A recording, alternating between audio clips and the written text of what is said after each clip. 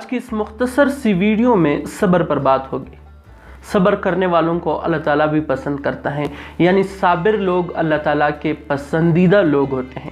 اگر آپ بھی چاہتے ہو کہ کامیاب ہو جاؤ اپنی منزل میں تو آپ کو صبر کرنا ہوگا۔ جی ہاں، صبر کرنا ہوگا۔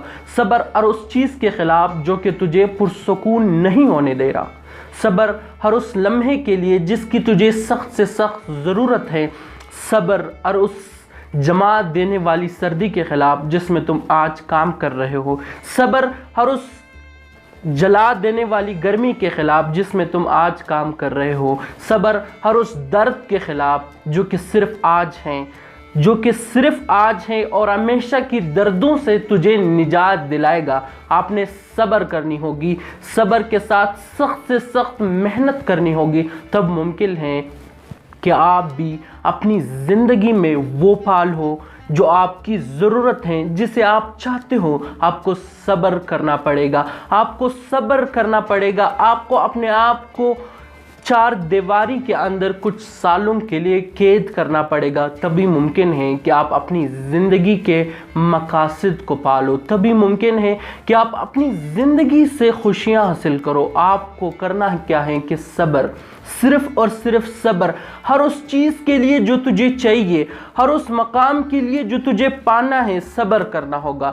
صبر، جب تک صبر نہیں ہوگا تب تک آپ اس چیز کے نزدیک بھی نہیں پہنچو گے۔ آپ نے صبر کرنا ہوگا، صبر کے ساتھ ساتھ سخت سے سخت محنت کرنی پڑے گی۔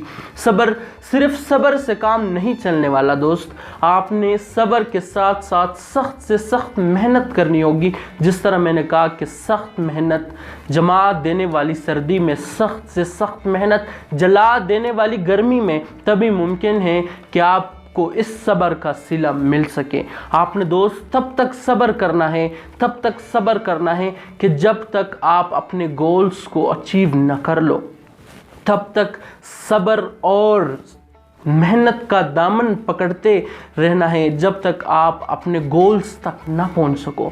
صبر، آپ نے صبر کرنا ہے۔ دو ہی جملے کہوں گا کہ صبر رکھو، کچھ سالوں کے لیے انشاءاللہ تیرا بھی نام ہوگا۔ صبر رکھو، محض کچھ عرصے کے لیے خود سے بے خود ہو جاؤ، خود کو پانے کے لیے۔